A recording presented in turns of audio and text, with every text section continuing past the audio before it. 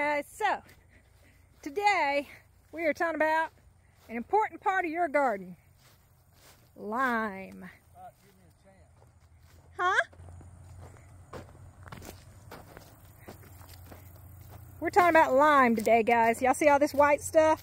This white stuff is lime. So we have a pile of lime out in the field that we are working on using up. And we have tried to spread it a little bit with the tractor, but it didn't work very well. So Mark is out here tossing lime around. Lime sweetens the soil basically to where your plants can take up nutrients and everything. Mark, you want to add anything? Time of year to put it on. Yep, it's the time now. It takes about 6 months for it to break down. So if you're going to plant March or April, you need to be getting in the ground in October. That way it has that good 6 months of breakdown. And most of this is calcium. This is the fines off the crusher at the marble quarry. And this 99.9% calcium carbonate. And your plants need a lot of calcium to be able to take up the other nutrients in the soil. Am I correct? Yes. It's the pH that it changes. pH, but also it helps it to be able to take up other nutrients. Yep. Changing the pH does that too. That's what I was meaning. That and the calcium carbonate itself. But Yeah, yep. excuse me. Rebecca caught me when I'm sweating and it's sloppy. So. Well, I'm not even videoing you. Oh, you don't? No. Oh, okay. I'm filming the lime in the field. Oh, okay. I didn't got you when you were working. Yeah. All right, guys. My breeches about ready to fall down. No, they weren't. Your shirt's covering all that. All right, guys. So that's what we're talking about right at the moment. Might won't move. Yes, sir. Let me get out of his way. Anyway, so yes, you need to get the lime on the field now. Pelletized lime, powdered lime, it doesn't matter. Get some lime on your fields. We just happen to have the marble quarry out here, so we had them just bring out a whole dump load of it. If you are spreading this without gloves, you need to make sure you put lotion on your hands afterwards and make sure you wash them very well. Gloves are preferred as lime is kind of a caustic material. And don't breathe it either. And don't breathe it either. So if you're spreading in large quantities, make sure that you are wearing a mask of some sort that will stop the dust particles from coming through. All right? So y'all can see him spreading my piles at the moment. All right, we'll be back in a minute.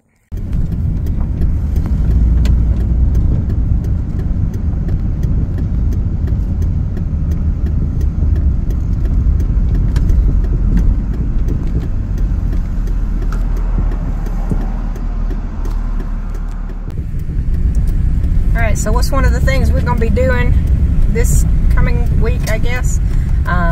We are going up on a hunting club and we are bush hogging deer fields and stuff like that. Anytime you see a tractor on the highway, please keep in mind that they do have the right of way.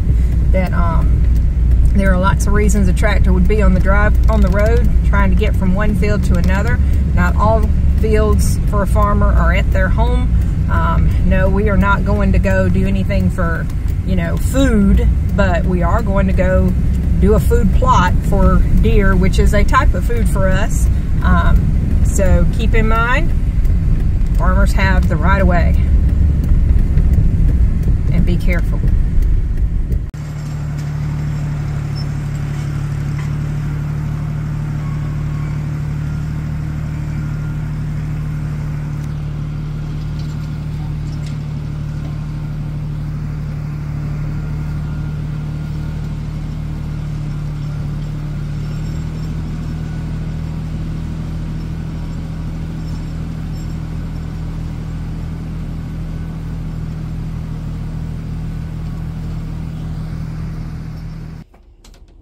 Okay guys, so today we're going to talk about plants in your yard that are useful plants, okay? So the first thing when we step outside my door, well, we have this beautiful little beautyberry bush that we snitched it from the woods near a cemetery where Mark's kinfolk are buried. They had the whole area was covered with these beautyberries. So we snitched a couple. I shared one with somebody else, and we have this one still growing. So this is good for bugs and lots of other things. You use the roots, leaves, and berries on this. What's another plant that is useful? Well, come with me, we'll find out. Some of you may have rosemary growing, and you may not. But rosemary is awesome. It is good for, believe it or not, migraines, stuff like that. It's also great for seasoning your food and all the other things. Of course, everybody can go to the store and buy herbs, so that's not really what I want to talk about today. But another plant that is really good, and this is not a good example of it. That's one that is struggling. I'm not sure what's going on with it. But here's another. Rose. And a lot of people laugh at me with my rose petal tea. But we have roses here. You can use the roses in jelly. You can use it in a tea that is supposed to be calming. You can use, you know, most parts of it again. Long as you are not treating these plants with any sort of herbicides and pesticides, then you should be good. You can also use, it's called a rose hip. This is a rose hip. See it right here? It's a rose hip. So this is basically the seed pod for the rose. And you can use those in a lot of things as well. What else we got?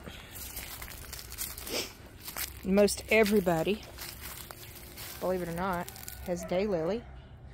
And that is an edible pod. You can just take the young pods, saute them up and all that stuff.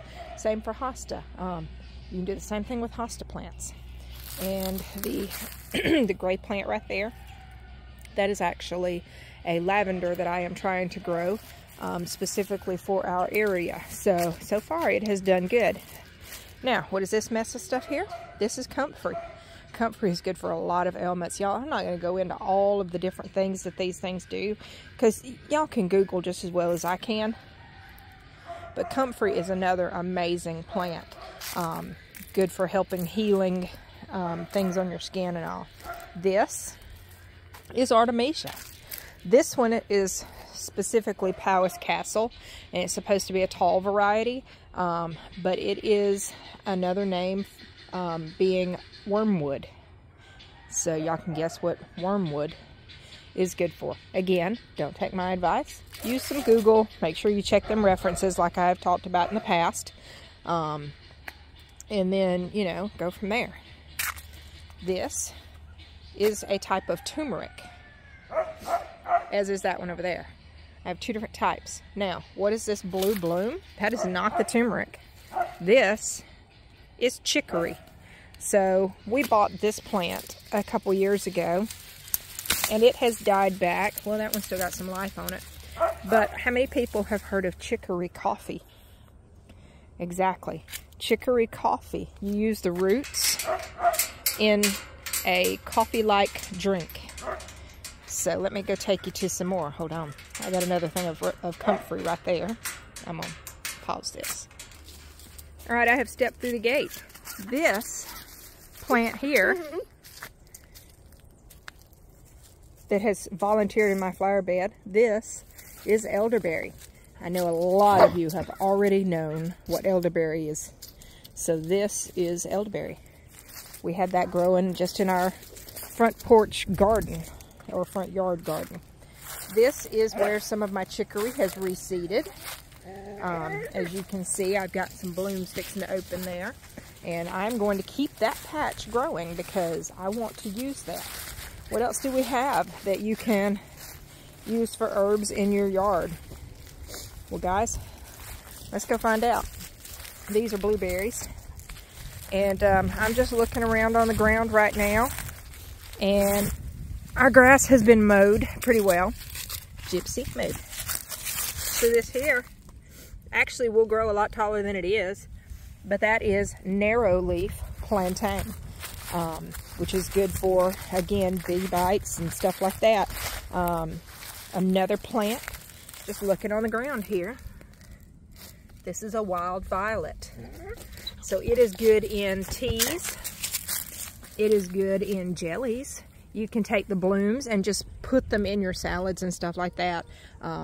Another very good thing. All right, let's see. We're just walking through the front yard. And so this yard gets mowed, you know, not regularly, but more like y'all's yards do. But you see that right there? I know you can't tell what that is from that. Because it gets mowed down, it doesn't get to achieve its full height, but that is actually a goldenrod. We have plenty of goldenrod on this property, and I will show some of it to you as we walk around. Trying to find some of the other things that, I mean, just walking in my grass. I probably picked the wrong place to start this type of project. The front yard is not where everything is, but that takes me to this. How many have this in your yard? This is blackberry. So blackberry is another awesome plant. You can use the berries, you can use the blooms, you can use the leaves, and the roots in lots of different things. Again, Google is your friend. We have muscadines. If I tell you the use of every single product I'm going to show you today, we will never get off this video. How many people have wild grapes growing in your yards? How many people have woods locally behind you? There's a food source, and grape leaves can be used in a lot of things as well. People use it to weigh down their fermentations, like sauerkraut and things like that. There's a lot of different things. Let's see, what else have we got out here? As much as I hate and despise this plant, it's also got good uses. This is thistle. There's better types of thistle out here that grow in my front yard even. Just like I said, this is probably not the best place to start this. I need to go to the field area and do this. So, y'all bear with me while I change locations. Oh, here's another good one though. This is oxalis. So this is another good wild edible. It has a little tang to its taste. Produces a strawberry, banana-like seed pod. So, all right, I'm gonna turn this off and we're gonna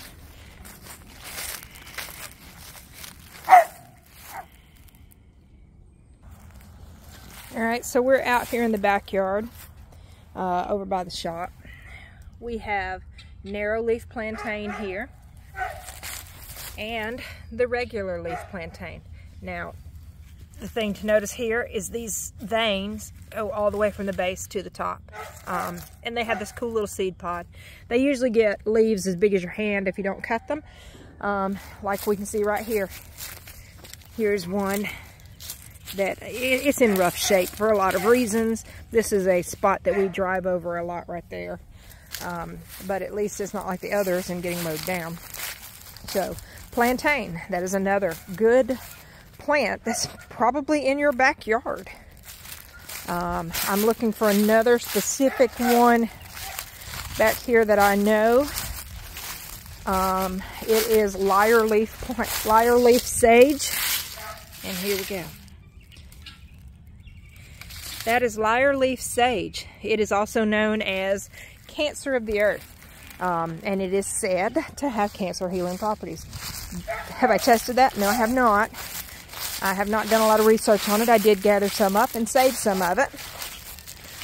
But again, all this is for you to do some research before you use anything.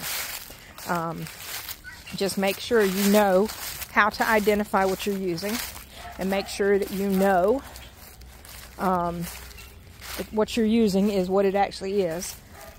You can combine herbs. There's no real recipe for a lot of stuff. Combine the herbs that you feel will do the job that they're supposed to do. Make teas, distillations, decoctations, tinctures, all that good stuff. This is goldenrod. It gets a bad rap because ragweed is blooming at the same time. But this is not ragweed, this is goldenrod. And this is a native variety. It is not the variety that is in the nurseries and stuff. So, another plant, boneset. This is boneset. And it is usually upright with an umbral type plant. An umbral type bloom, sorry. So look up boneset. There's a lot of uses for things like that, and it gets its name because of, well, bones. It likes to treat bones. Let's see. We have persimmon tree out there. We have walnuts. We don't have walnuts. We have pecans that are coming up everywhere that are wild. They're not the cultivated varieties. Something else that, let's see if I can find it for you. Because a lot of people confuse it for elderberry. And I don't know how they confuse it because it's so totally different of a plant. But they still use it. I mean, confuse it. But it is poke salad. And of course, I think we have knocked all of ours down because I don't see any. So give me a minute. Let me see if I can find some. Well, we found this. This is not poke salad, but this is pigweed, which is a variety of wild amaranth, which makes a great flower from these seeds. So let me keep looking for poke salad and other things. What do we have? I think, I'm going to bet that all of the poke salad has died back because of that cool snap we had last night. Oh, look at here. I found it. It's a young one, but this is poke salad. A bug-eaten poke salad. So, poke salad is good for liver things and all. So, believe it or not, edible leaves, but it has a, I don't want to call it toxic, but it's got a better, a lot of places do say toxic. But you're supposed to boil it a few times before you actually eat it to get some of that out of it. This is a fig. Let's see what else we got out here. So, and then we got the infamous ragweed. So, yeah. Let's see. More wild violet. Got some here, there, and there. Got some blackberry coming up right there. Yeah, this was poke salad, but it has died back. Again, you know, the season for it is kind of over, so it has died back. Alright, so like I said, you can get outside and you can walk around your own yard and you can find lots of things that are very useful. Boneset again, that's not ragweed. So just get out there and look around and see what you got. There is a Google reverse image search. On my phone, it's very easy. I'll put the screenshot right here that I did of my phone and circle the button I press. But you can tell it that you want to look up this image, and then it'll tell you